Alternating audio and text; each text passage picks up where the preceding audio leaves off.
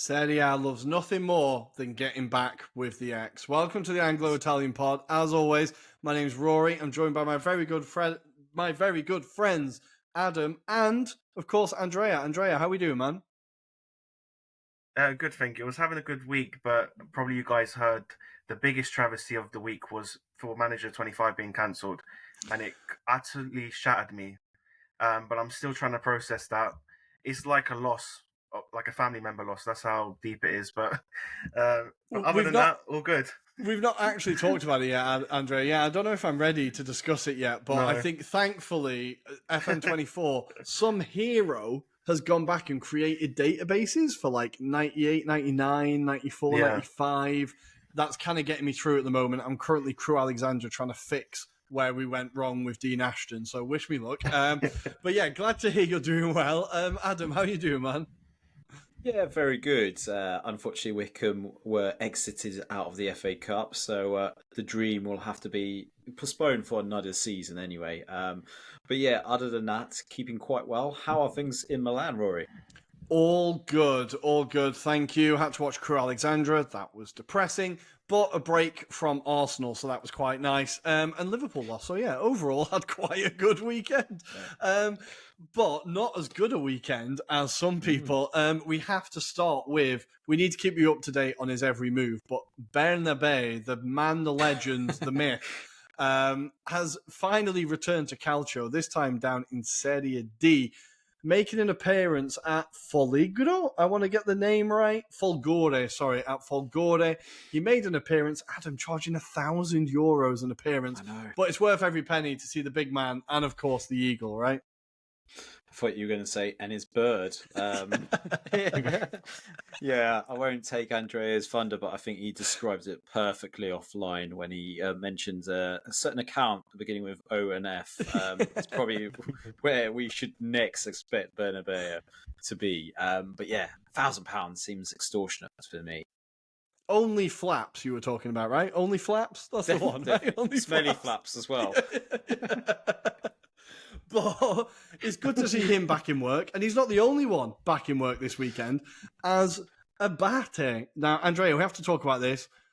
Sacked and rehired within the same day. He's the second manager for this to happen to within Calcio this year. Just incredible. But you know, why do Italian teams do this so often? I don't know. It only happens in Italy. The only surprise is that it's not done sooner. Like, we've got to see the record, like how long it takes, like within the next 5 minutes, 10 minutes. That's going to be the next step.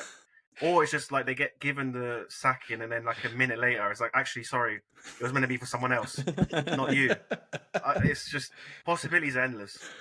Well, it always reminds me, do you remember Liam Rosinia at Torquay? He got sacked after like 20 minutes or something, right? It was like the shortest reign in history. So, you know, there are still depths for Serie A to reach, but good to see Abate got his job back. And more importantly, Adam, Nesta, he's back at Monza. We all thought he should get fired, not really for Bocchetti, but it looks like he's back. Is it going to make any difference at Monza now they've sold his best players and said, can you keep us up, please?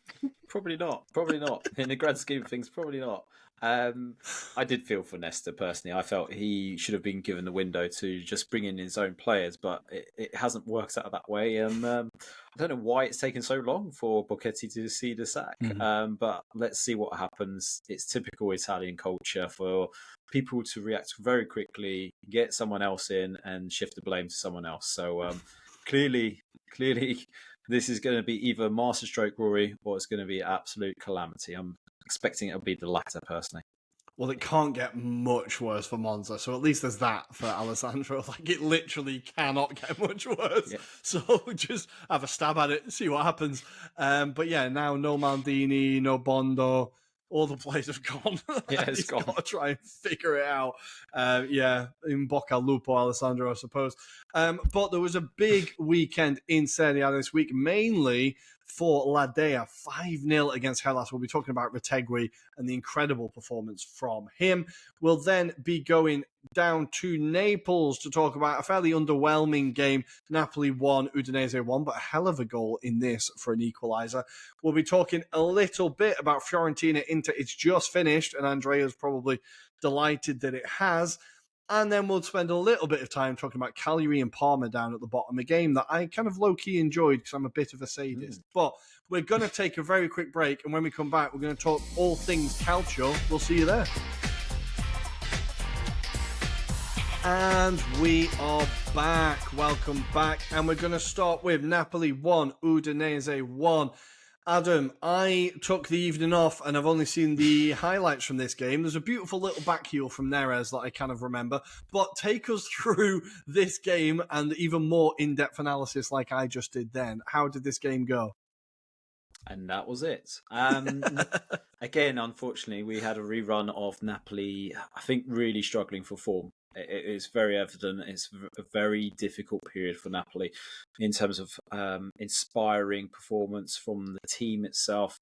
They're very lethargic, playing one style of football. And I think on another day, if Udinese have a bit more confidence in terms of the way they approach it, potentially go on to nick it. I think they were unlucky in the latter parts of the second half where, you know, there was some interchanges, transitions between the likes of Tuvan and Luca that didn't really reach Luca. And had it gone that way, potentially Luca has an opportunity on goal and potentially puts them ahead. I think that is the moral of the story, essentially. Napoli really didn't look great. They were awful in patches. I didn't feel inspired in this match. Again, you did the right choice in missing this match in terms of watching it because you didn't miss out on much.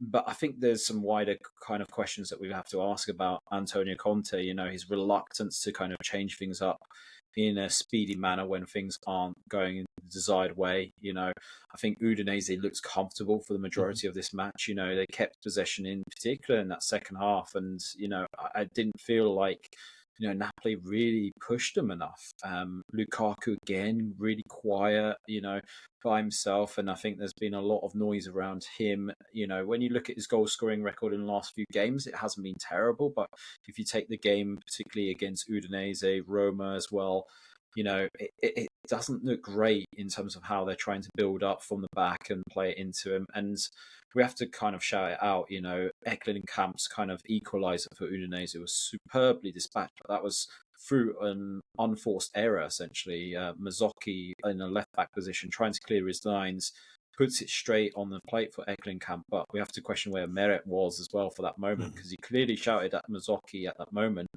but it was nowhere near his goal for that particular effort. So, you know, Napoli take the lead in typical fashion, I'd say, through a set piece. You know, it's a corner routine. Scott McTominay rises the highest and gets himself onto it. And again, probably you could argue that Scott McTominay is the only one that's got something about him in that Napoli squad. But ultimately, I think a lot of question marks about whether Napoli have the appetite for this Scudetto race, because it does feel that they are making it hard work for themselves. And I feel Conte and Napoli are going to, you know, explode at some point, and something could be deeper in terms of their kind of calamitous kind of end to this Scudetto-like chances, because I feel at the moment it's not been great. They've been kind of getting away with it, but now that it's just petering out, and I think it's only fortunate that Inter haven't been in the greatest kind of vein of form that is helping this whole situation. But it does open it up as well from a kind of neutral perspective, Rory, because actually with Atalanta's result, as we alluded at the beginning of the show, that really makes it more exciting now. So yeah, I think in summary, look, Napoli probably will regret the way that they applied themselves in this match. They could have gone on to win this match in this manner and still put a bit of a buffer between themselves and Inter. But as we spoke offline, it's only 3 games time before these two actually face a head-to-head. So it'll be interesting to see where Inter are at that point in the season, because they've got some tough games in between that fixture as well. So, yeah, Conte is probably ruining this opportunity, because Udinese aren't spectacular, but they got a good result here. Well, what I was really surprised by was how well Udinese started and how quietly Napoli started. Like, I feel like Udinese had quite a few chances within the first 10, 15 minutes. They kept breaking and were kind of running through Napoli quite easily. And I feel like Napoli were quite used to, or we are used to fairly intense starts to games. They come out flying out the traps, try and get that early goal. That's kind of a trademark of Conte, I suppose, is make it difficult in the first 10, 15 minutes. I feel like Napoli weren't really able to do that. And they're one of the few teams in the league that don't have the excuse of like, we played midweek or we've got a bit of like there's miles in the legs. They've had a kind of 1 week run up throughout the year, throughout the season for these games. So you can't really talk about tiredness either. So I think there's a really interesting point there in terms of like, okay, where are they mentally? Where is Conte getting this team? Obviously, they're still top. They're still like, there's still a very real possibility of them lifting the Scudetto at the moment. But you're right. It's just not as convincing as we'd have hoped. But Andrea, we kind of need to give Udinese a little bit of credit here. They went through a bit of a slump for a while, but it looks like they're kind of turning it round. They brought in a few players in January. It feels like they've got a bit more of a clearer idea, or they're back on track of the kind of style of football they want to play. Like, we had a kind of interesting chat, I think, during the game where Adam was talking about the approach they take on a WhatsApp, and like if they were a bit more ambitious, maybe they could get a few more points. But I feel like the style of football they're currently playing and enforcing, they're getting better at it, and they are, like you described them as one of the most annoying team to play in the league, right? Yeah, because when they're all in their positions and playing right, they can really cause problems.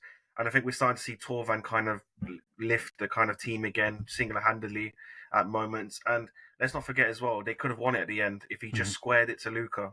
That was the biggest mistake. That was very, as an amazing fan, that must have been very frustrating if to see that. But overall, yeah, they looked really good. And I think what I like about them as well is that it's this lack of fear they have, especially against the top teams. I've noticed they've always gone there away from home as well. They've picked up quite a few points now against these big teams and feel like they can challenge. So it's great to see. And again, they all have their system, the way they played. It works really well. It's just, yeah, I agree with Adam. It's the ambition really, but again, it comes with time in terms of confidence of winning games, going out there, winning those games that you're not meant to win, and kind of get those statement wins. And I think maybe that might start to bring that kind of ambition. At the moment, it seems like they're still obviously a bit fragile in that sense, but once perhaps they start getting those wins, but they should look at this result as something that they should take away in that positive light, but we'll have to wait and see. But certainly they have the qualities to really be up there, in future seasons. But for the Napoli game, in the end, I think they deserve to win, and then Napoli are going to be one of the best teams in Serie A, so that does say a lot. Yeah, no, absolutely. I think there's so many players in this Udinese team, as is often the way with Udinese, where you're looking and going, okay, give it a couple of years, and they're going to be up towards the top of the table. I really like Soleil, who they brought in. I think they brought him in January, right? He's like he's a new signing. He's slotted in straight away. I really like Karlstrom in midfield. I feel like he's quietly having a very, very good season.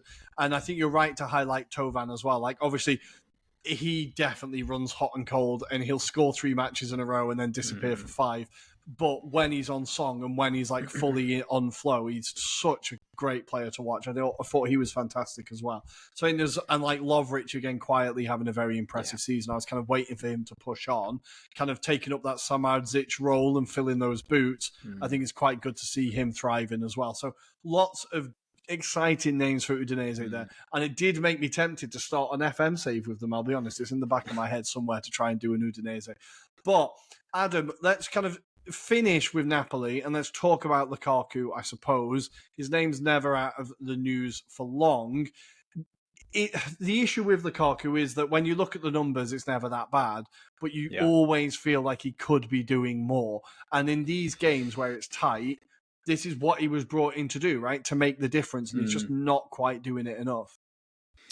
Yeah, I think he doesn't have the same aura as Victor Osimhen. When it came to these kind of games, I think Victor Osimhen is always a bigger threat with him, and it's not about the physical aspect. It's more about he can make things happen, and I don't feel there's the same sense with Lukaku. As we've alluded to, I feel like Conte's kind of got him to play a certain way. It's different to the way that he used to deploy him at Inter. Maybe it's down to the fact that he's not as maybe as fast or as nimble as he used to be, but certainly he's definitely not as agile as he once was. But there seems to be very much a focus towards the kind of wingers, the likes of Politano, the likes of Neres, to kind of come in on their kind of dribbly runs and make the most of opportunities and create things for Lukaku. So Lukaku, being the solitary man, he's having to kind of really fight it out with the centre backs, whoever that he's facing. But But I also feel, this is where you're relying on sort of a number 10 or someone from midfield to kind of do those kind of forward runs that can kind of help Lukaku's game and stretch out defenses. I don't think necessarily we saw anything from Manguisa yesterday, for example. Lobotka was quite quiet. McTominay was his industrious self, like I alluded to. He gets himself a goal in this game. But apart from that, there was a lack of imagination from a midfield perspective to kind of push and support the likes of Lukaku in that kind of attacking third. And I think that's probably where they're going wrong. I did feel like when it came to January, they needed someone that was able to kind of contribute a little bit more from an attacking point of view. For me, Deli Basharu is someone that I admire. I think he would fit really nicely in this kind of system. But yeah, I feel like, unfortunately, maybe Conte hasn't got that specific target nailed down. I don't know if it's his system being so rigid, it reduces the opportunities. But I think that's what Napoli are missing right now. I look at the bench and I feel like he hasn't got anyone that can directly impact in the same way as well. You look at the substitutions yesterday, and Gonj, for example, is more kind of a winger or out-and-out attacker, for example, but a different dynamic to Lukaku.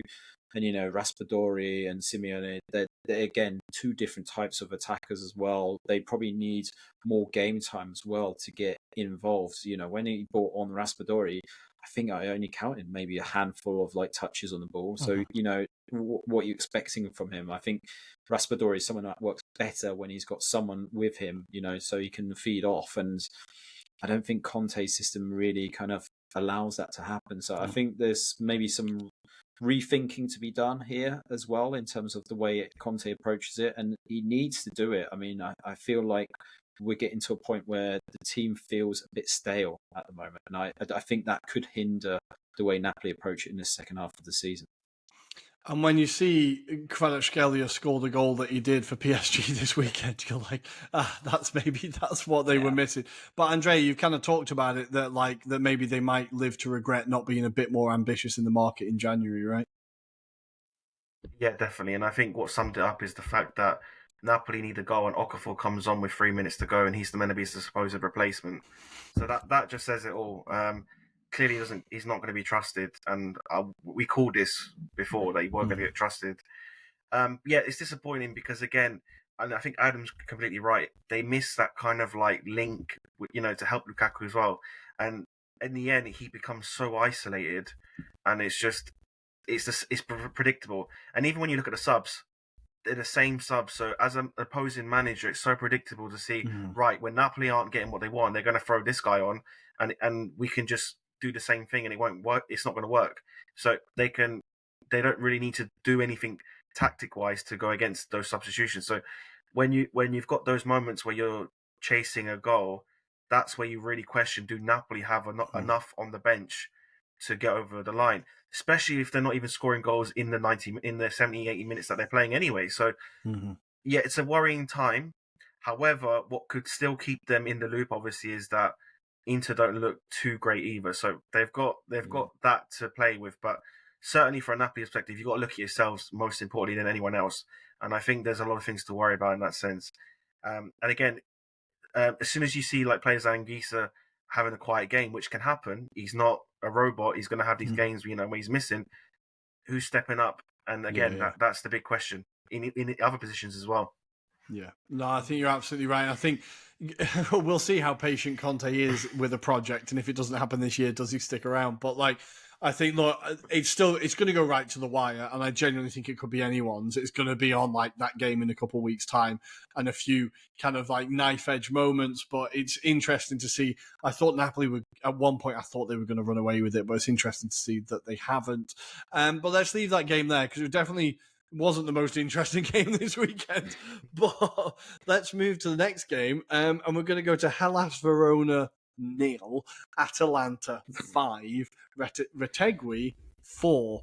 Now, beyond the horrendous defending from Hellas, which is just kind of par for the course now, Andrea, which was your favourite Retegui goal? I can't decide between the second and the fourth. I think the second was great because he shifted it between his feet, had lots of time, finished.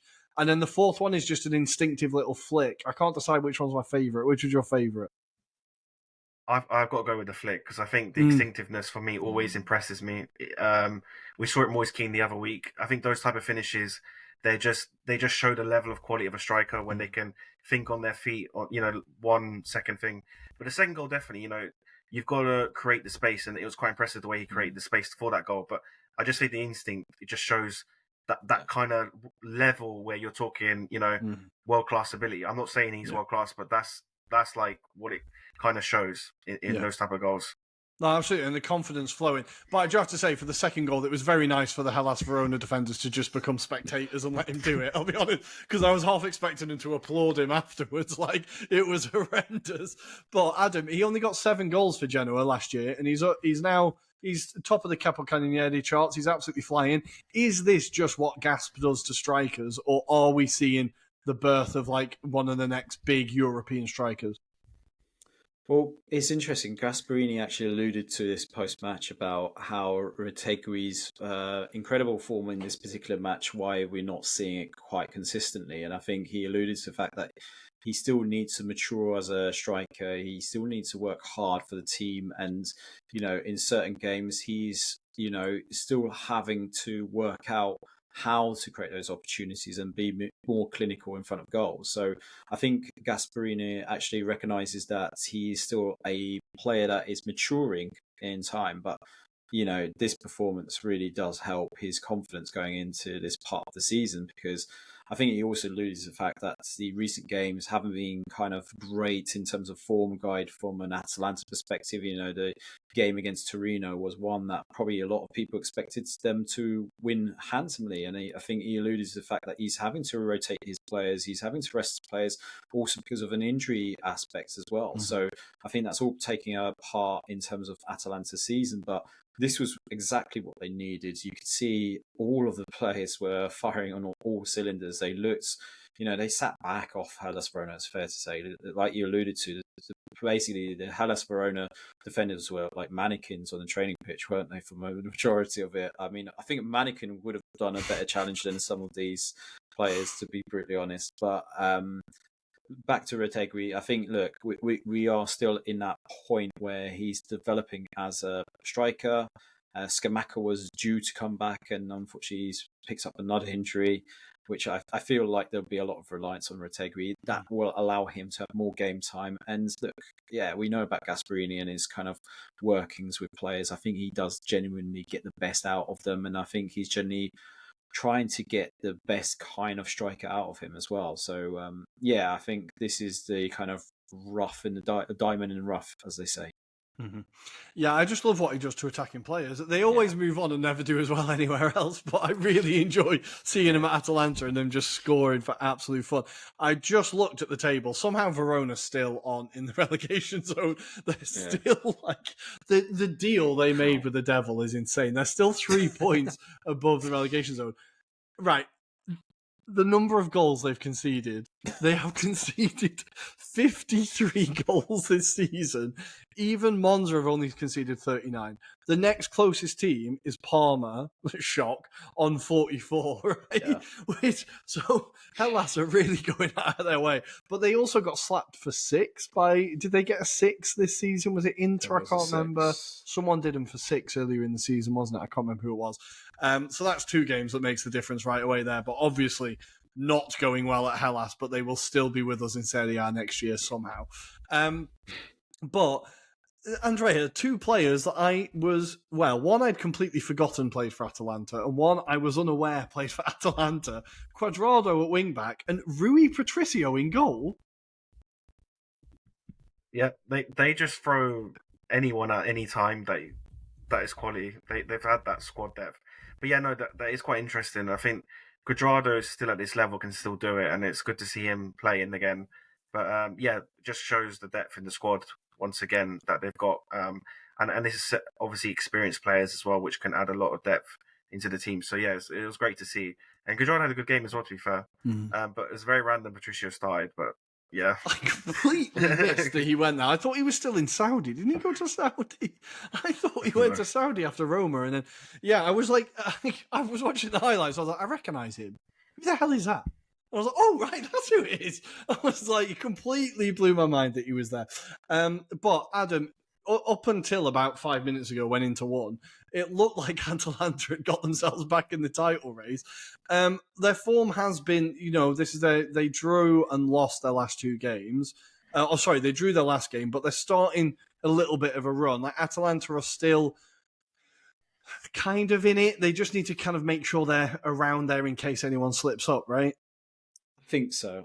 When I'm looking at their fixtures, though, they've got a favourable run now. So they've got at home to Calgary before they're also away to Empoli, at home to Venezia, and then it gets a bit more harder because they're away to Juventus before then they face Inter at home in Bergamo. So I think, let's kind of aim for like 9 points. That's what they've got to have. That mentality is aim for 9 points up till that Juventus game and then reassess and see. Like I say, Napoli not being in a great vein of form themselves, I think they will drop points now. And Inter, obviously, we just don't know what kind of side turns up half the time, but they've got the tougher run at this moment in time. So you just feel that with tiredness, with any kind of form of injury as well, that could play a part. So I still think don't write off Atalanta at this stage. But they need to apply pressure by ensuring that they better the results that the opponents like Napoli and Inter have right now. So, like I say, Inter's run-in is going to be quite tough on them. Can they gain some points over them? Likewise, Napoli, I feel in the next few games, it's not going to be straightforward for them either. So, they're going to. This is still going to be an interesting Scudetto race, that's for sure. Absolutely. And with Napoli and Inter playing each other within those three games, I think there's a chance for Atalanta to definitely catch up on one of them as well. So kind of well-timed run for Atalanta and that fixture for the Bergamaschi. So exciting times there. Verona, it was just hysterical how bad they were in this game.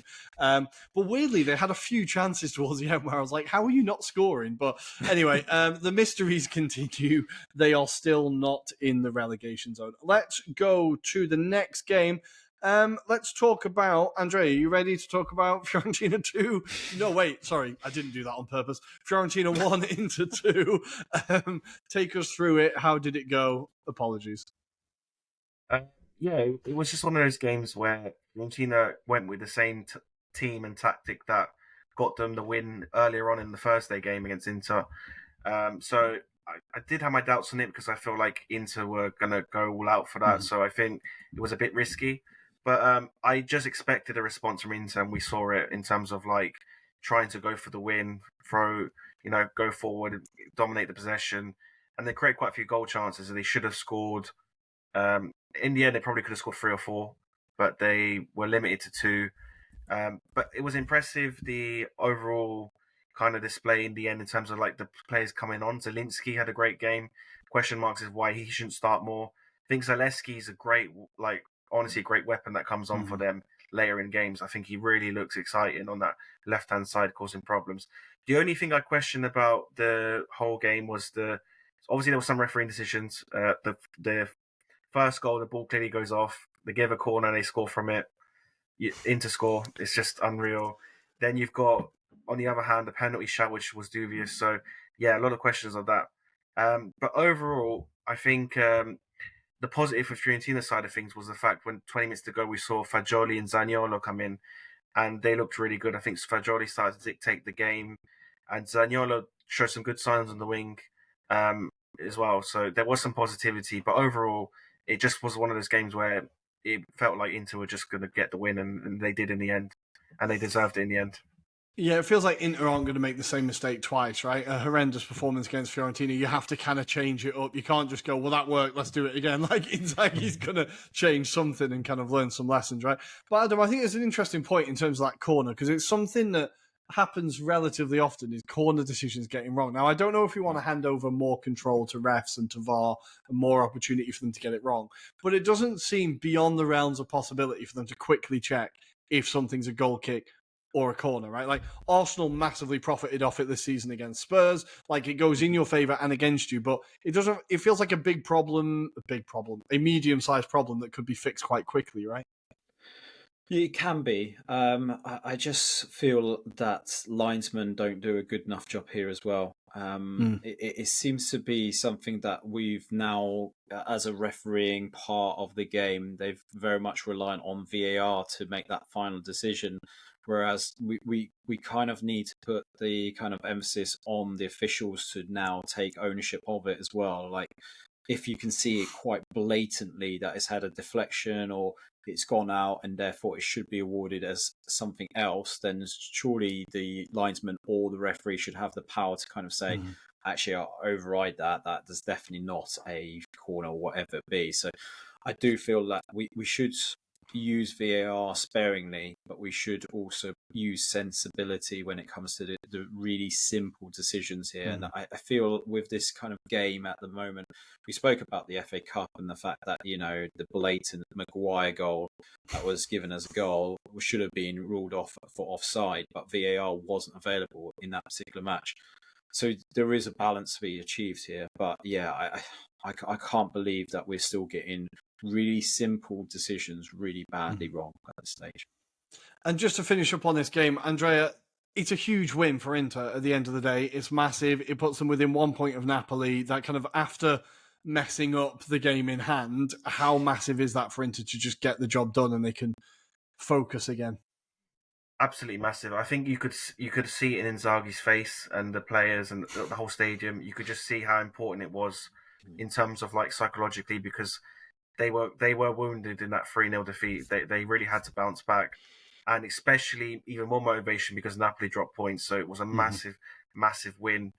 But again, I think they need to take it a little bit lightly because they will need to improve still, because they still look, for me, too vulnerable, too predictable as well. And I think in the end, they're still not creating those chances we were used to seeing, like, consistently sustaining attacks and concrete attacks that are leading to, clear-cut chances, for example. So I feel there's still a lot to do, but certainly just to go over the line in an important game where you can bounce back and ultimately catch up to Napoli a bit more. It was a fundamental they won. But yeah, there's still a lot of work to do. But fundamental win in the end. A massive win for Inter. Nice. But Adam, it wasn't all rosy in the garden as Thuram went off injured in the 28th minute. We'll have to see how serious that injury looks. Obviously, Arnautovic gets the winner, then comes off for Taremi.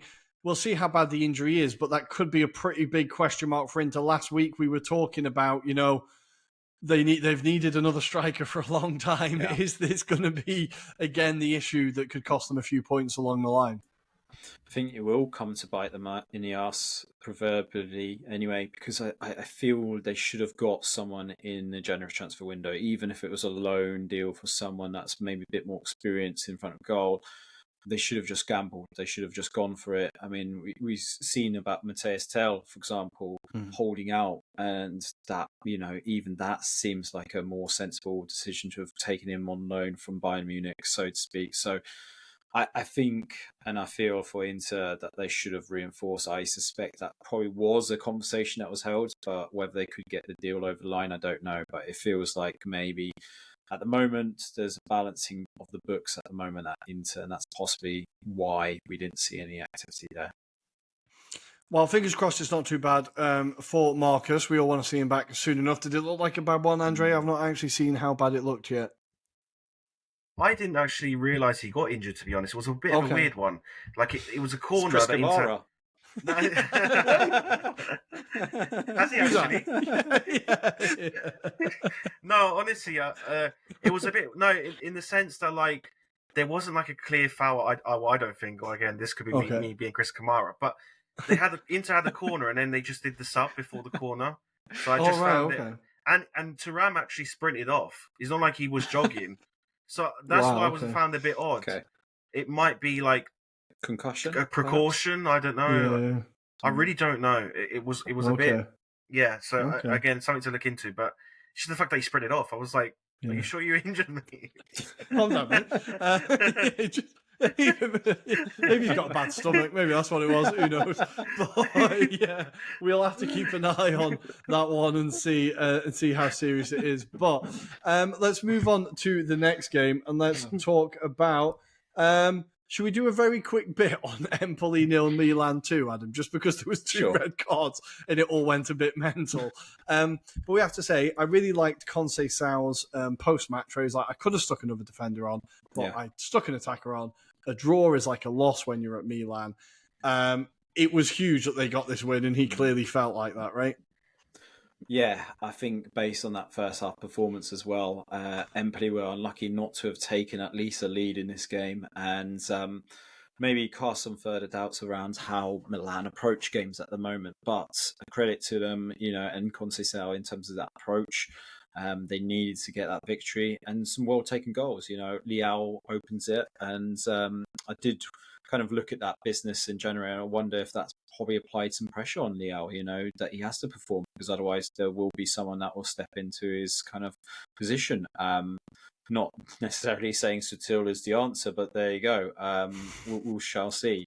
But Jimenez, he looks really good. He looks like, for 32 million euros, that sounds like a bargain already. The presence that he has and the mannerism in terms of the way that he took that finish. And I appreciate it's only Empoli, Rory, so we shouldn't get ourselves too excited. It's a hell of a goal. But that is a hell of a turn and a shot on the left foot as well. The curl on that is absolutely magnificent. But yeah, that red card incident was quite hilarious, wasn't it? To be fair, I think for both, in particular for Marianucci's kind of sending off was a bit odd. It's fair to say. Yes. I feel Empoli will be hurting from that decision. I feel like Tomori's was kind of fair play. I was like, I think I can see like that's absolutely nailed on. But because the player is Jimenez, isn't it, who's pushing the Empoli player, and all he does, he throws his foot up. He does. Brushes, but I think all the ref needed to do was go, boys, let's stop being, ridiculous. Let's calm down. Handbags, now piss off. And it just feels like a bit of like naive refereeing of just like, it feels like something, his name's gone from my fucking head now, Michael Oliver would do. It feels like that kind of style of refereeing. So I feel like Empoli could be a little bit pissed off with that one. But yeah, Empoli were really unlucky to not take the lead in the first half. Milan absolutely stank the place out in the first half. But Andrea, Milan fans are getting drawn in by early days Joao Felix. We know it's not going to last, but he's been pretty impressive in the beginning, right? Yeah, he has. I was thinking if you were going to raise this point, because wasn't you the one that said that he was going to be the flop? So that's me. Yep. I still stick by it. I like the accountability. I like that. I think he's just one of those players though that's going to show some moment. I still don't think long term wise in this season he's going to flourish, but certainly in this game he did. He did well. As well as like Leao, we're talking about as well. Jimenez a score on his first start, which is a great sign for them. So they've got some good things to take away from this game, despite the hecticness we saw in the red cards. But yeah, lots of talking points for Milan. That's positive. Yeah, just a big win for them. And like Empoli have made life difficult for quite a few teams this year. There's a lot of exciting players in that team, but for them to get it over the line, I think was just crucial for them. I'm starting to take it personally with Rafa Leao. I've sold him in Fantacalcio and now he's scored.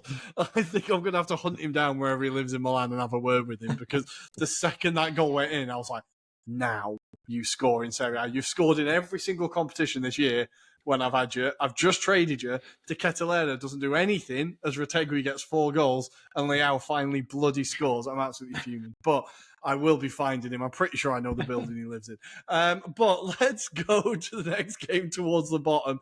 I want to talk about Cagliari 2, Parma 1. I really enjoyed this game. This was on at the same time as Lazio Monza, and I thought, I'm not watching that because we all know how that one's going to go. It was just a matter of how many as opposed to like who was going to win. And this game, I really enjoyed it because I think Cagliari, at this kind of stage of the season, you really see them start to kick on and start to really take points and take names. And they're such a difficult team to play at home. And I was just really impressed by not only the fact that, like, when Parma scored, they easily could have just they could have just gone, you know what, a point, we'll take it. When Parma scored, like, the pressure really piled on and Cagliari just kind of eased it out. It was fairly comfortable, and Palmer never really laid a glove on him. But I have to say, the Coman goal was absolutely incredible. Hell of a finish. Really exciting player coming into the league.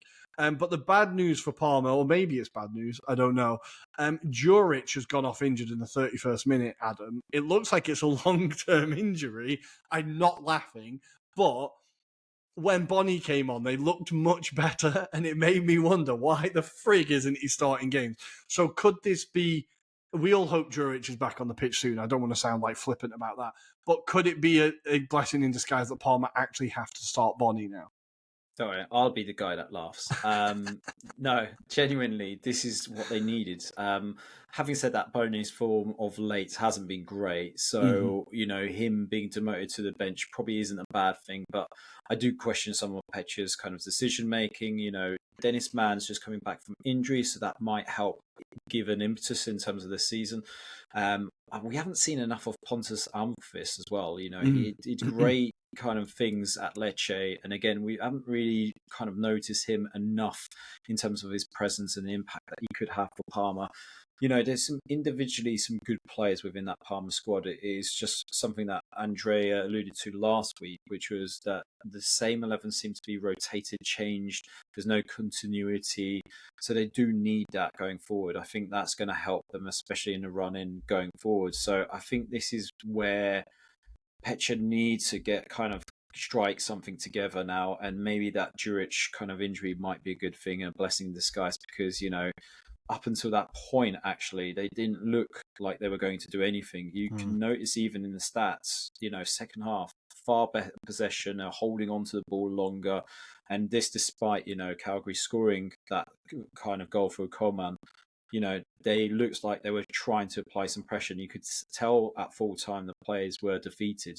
They felt like they tried their hardest. So I feel like something is brewing for Parma. They just need to stick at it, but they need to stick with the same 11 as Andrea alluded to last week. And Bone, for me, this could be his opportunity to help Parma in the second half of the season, for sure. Because he did look much more lively, and I think I can see what they're trying to do with Juric. The idea is that he holds the ball up, he brings it down, he brings Cancellieri, and then in this case Kamara into play. I just feel like his play isn't tidy enough to do that consistently, so the ball just doesn't stick, and he's not great at winning fouls, like that striker like Harry Kane, he just professionally wins fouls when your team's struggling. Like, I feel like he just doesn't quite do that well enough, and it just means that the ball doesn't stick up. Whereas with Bonnie, okay, you don't get the ball staying up there, but there's a much more dynamic attack, and the centre-backs are kind of, they're turning their back to they're running towards goal because they're panicking a bit. And I think it just caused a little bit more problems for Cagliari. So I think it could be a bit more of a dynamic attack there for Parma with him in the side. But for Cagliari, I have to just say that right-hand side again of Zappa and Zortea is just causing problems for every team in the league at the moment. Again, Zappa had an incredible game, should have scored here as well. Had a pretty decent effort on goal. And in midfield, Makumbu and Adopo, but the commentator was very careful to pronounce it Adopo and not Adopo. But Adopo was really, really good in this game as well. And just, I think I talked about it last week, but the experience in this Cagliari team is starting to show towards the end of this season. And like you said last week, Andrea Caprile in goal is such a clever pickup. Very, very steady goalkeeper. When you look at it compared to man Suzuki, it makes it a lot more stable in that defence. The commentator did also credit Suzuki with a save that definitely hit the post. I was like, there's no way the guy got to that, I'm telling you. But he did make one decent save in this game, I think. But big win for Cagliari. And that does put them, they're only 4 points ahead of the relegation zone, but they are now 4 points ahead of Parma. So it was absolutely massive for them to get that result. And keep their head above water. Davide Nicola, I think, should get the job done this year. Hopefully he sticks around and he's not just drafted into another struggling team next year. Hopefully he actually gets a chance for a second season. But we will see. Elsewhere, very quickly, just looking at the time, very quickly, Lazio 5, Monza 1. Adam, I'm going to go to you. Just absolutely shocking from Monza, but let's give Lazio some credit first. Pedro, been a low-key legend since he joined Lazio, keeps coming up with big moments, and Castellanos causing all sorts of problems here. Yeah, he's having an Indian summer, as they would call. Mhm. It's just like absolutely amazing to see how Pedro seems to be getting these performances for Lazio. But Lazio kind of dominated the early exchanges. I think it was a stubborn Monza defensive kind of line in the first half, and they did get their goal in the first half through Murisic, but second half far more clinical. With the kind of attacking outlet in particular from the wings that really kind of helped them out. Isakson was a key kind of foil for that, with his mazy runs as well. But when Ravella put that ball for Dele Basharo as well for that fourth goal, it's absolutely amazing finish. And I think, generally in the grand scheme of things, Lazio really did deserve it. There's not a lot you can say about Monza apart from it was absolutely pathetic in that second half. I don't know what they were trying to do, what they were trying to achieve. I'm sure Boschetti didn't really try and do that as part of their tactics. I think they tried to nullify Lazio's threat, but they were just outdone by the quality, really. And I think that's something maybe that Galidini probably just, I think in the grand scheme of things, maybe regrets sacking Nesta as early as he did.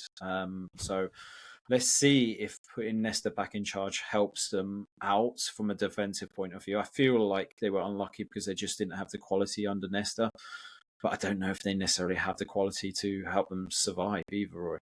Well, I feel like they weren't getting slapped under Nesta. They weren't getting like 4s and 5s put past them. It was always by like one goal. It was always like 2-1 or 1-0.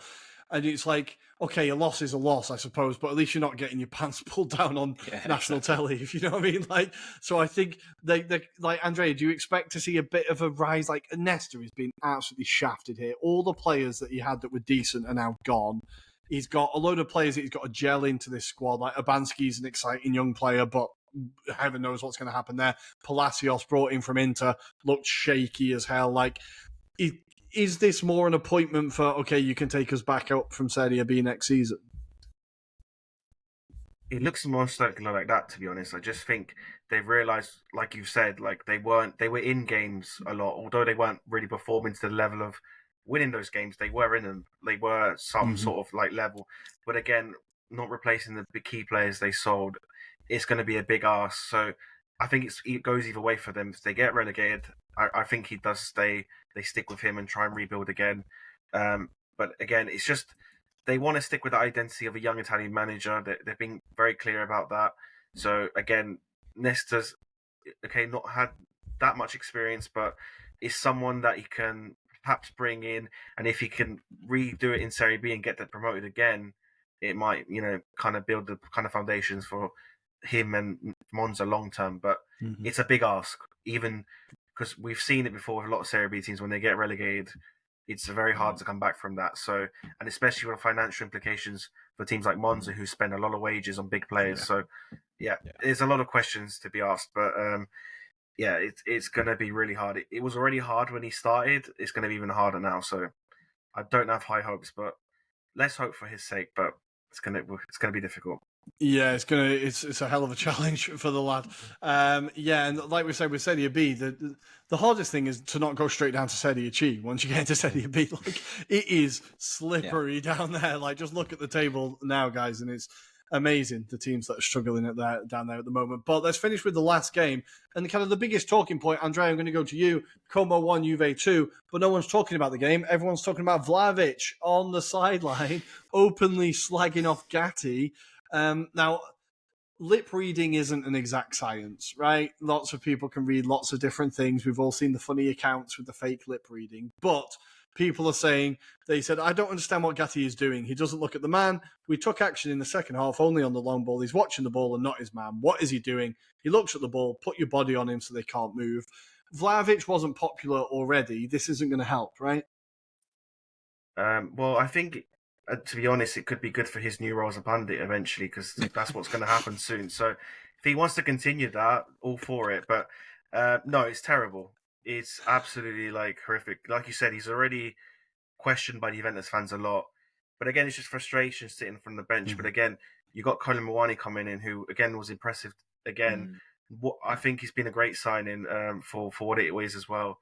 Even if it's just for a loan at the end of the season, if he can get you to Champions League, unreal signing. So, and yeah, it does question Dusan in the summer, but for me, it's just I think Dusan's clutching at straws at the moment, and so he'll do anything to try and show that he has value. But if it becomes punditry at this point, I don't think Juve need a pundit; they need a striker. So I don't know. We'll have to wait and see. But yeah, it's terrible, honestly. It was really painful to see, I'll be honest. I have to hold a massive L on Kolo Muani so far, though, I'll be honest, because I was saying I do not see what they've seen in this guy. Every time I've seen him play, he looked clumsy. Well, he's scoring a lot so far for Juve, Adam. He's having a pretty impressive start to his Juve career. Juve quietly getting a bit of form together, turned it round. That Empoli win was massive, looking back at it, right? Slightly. I think they're being still impacted by individual performances when it comes to it.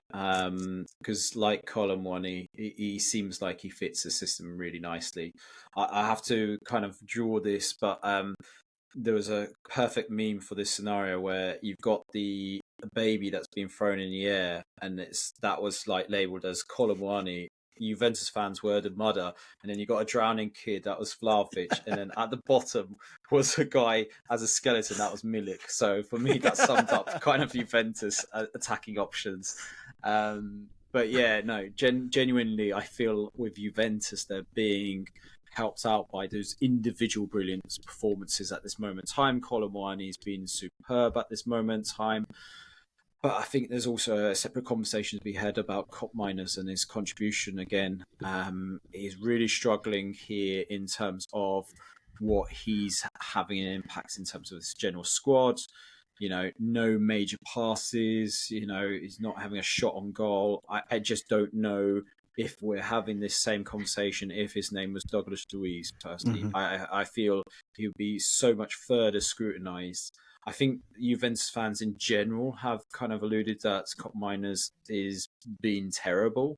But I just think he would have been slightly more highlighted had this been a different player. And yeah, it's an interesting scenario because they spent, 60 million plus on Cop Miners, and it feels like Atalanta are laughing to the bank with that one as well again. So yeah, interesting scenario for Juventus, but I don't think this result really masks over what I think was a terrible game from a Juventus perspective either.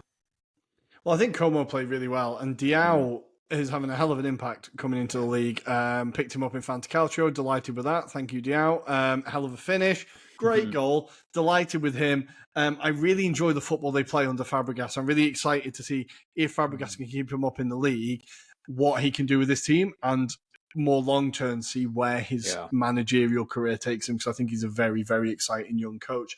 But to finish off, let's talk about Roma. Finally, well, they got over the line in one of the worst games I've personally ever seen. Andrea, talk us through the Roma 1-0 win. I think it was just one of those games again. Yeah, they just scraped it. Typical Ranieri performance. But what I found interesting with Roma is that they're technically 9 points off fifth. They're about 11 points off fourth.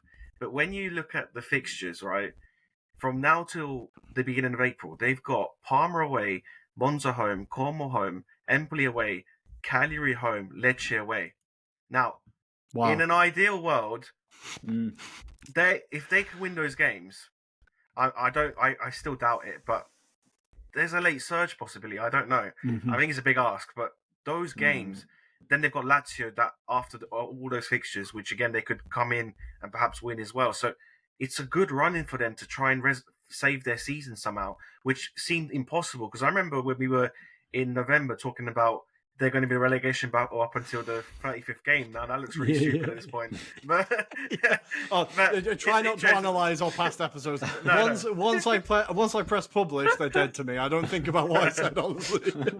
But it's incredible to think, right? Oh, it's unbelievable. And fair play to Claudio. You know, he's quietly getting the job done. This game was horrendous. I sat and watched it for far too long before I turned over, and I was like, the second they got the 1-0, I was like, well, everyone can just go home now. There's nothing else is going to happen here. But just important that Roma just keep clocking these up. And it's interesting that you raise that run of fixtures, because that is a very Yeah, that could be a lot of green ticks in the box for Roma to get them. Yeah. If they got back into Europe, that would be an incredible achievement from Claudio. That would genuinely be incredible. But that was all of the action this weekend. Lecce 0, Bologna 0. Obviously, we've not talked about that one. And Torino 1, Genoa 1 as well. I forgot that one. Who got the goals there? I've not even checked. Thorsby and Pinamonti with another, continuing his quietly impressive season. Well, guys, that is all of the Serie A action this weekend. We're going to take a very quick break. When we come back, we're going to look forward to next weekend in Serie A. We'll see you there. And we are back. It's time to look forward to the next weekend of Serie A action. Adam, take us through the games before we talk about one or two of them. Let's do it. Yeah, round of 25 starts on Friday evening at 7:45 UK time as Bologna host Torino. We then move into Saturday's fixtures, starting at 2 p.m. Atalanta at home to Calgary, before we move into 7 p.m. as Lazio host Napoli in a big game on that game week. We've also got Milan at home to Hellas Verona at 7:45 p.m. Before we move into the Sunday fixtures, so starting off at 11:30, Fiorentina at home to Como. Before at 2 p.m. we've got Monza at home to Lecce, Udinese at home to Empoli. Before at 5 p.m. we've got Parma at home to Roma, and then the big game on Sunday evening we've got at 7:45. Juventus at home to Inter in the Derby Italiano. Otherwise, on Monday the 17th, we've got at 7:45 Genoa at home to Venezia, and that is, Rory, game week 25. Beautiful looking thing. Let's start with Andrea. Let's start with Lazio Napoli before we talk about Derby d'Italia. Lazio Napoli, it's a big one. This is a big test for Napoli. Lazio seemingly got over their slump a little bit. Napoli stumbling over the line. How do we see this game going? I'm quite excited about that one. It's going to be a fascinating game because last time out, Lazio played Napoli off the park. 3-0, I think it was, in the end, in that game. So you kind of feel like it could happen again just because of how poor Napoli have been. However, you can never underestimate Conte and his one game opportunities where he's got to win, like a cup final, because it's going to be what it feels like. And I think Napoli will go there with a strict game plan, and they could come out winners here. So I think just for Conte's experience, I kind of see Napoli just getting that kind of like 1-2-0. They just get the job done kind of feel. But certainly Lazio could easily go the other way and Lazio play them off the park. So I wouldn't be surprised if Lazio end up winning 3 or 4-1. So it could go either way. I mean, it's sitting on the fence, but I just see two game plans and one's got to come out the winner. I don't really see a draw. I just see either or game plan wins.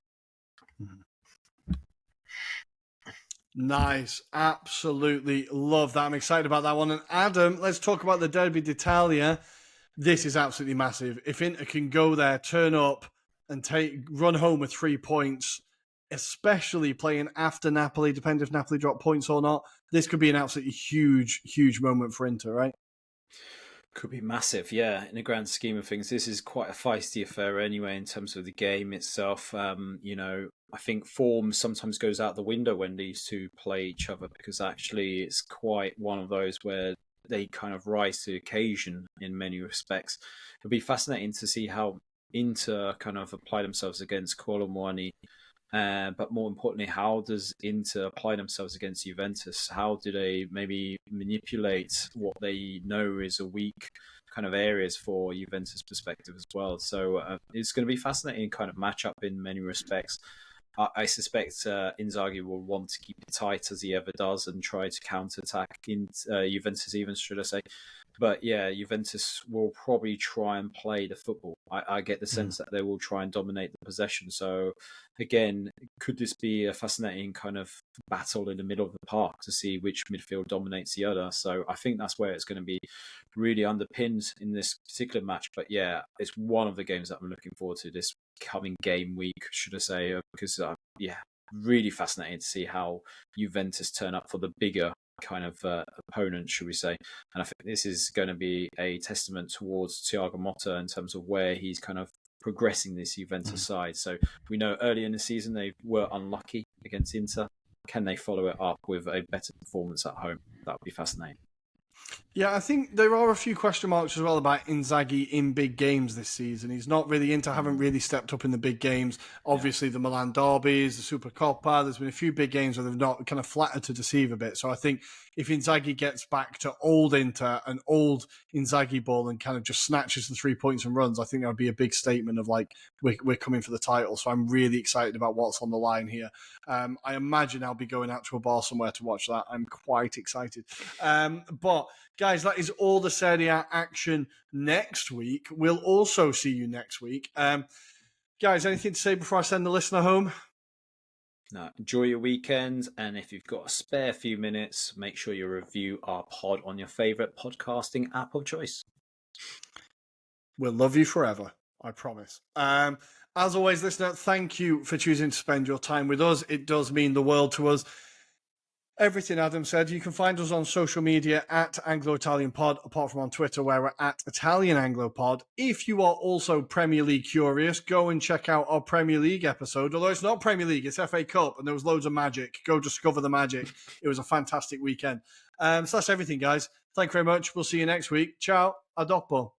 Ciao, ciao. Ciao, ciao.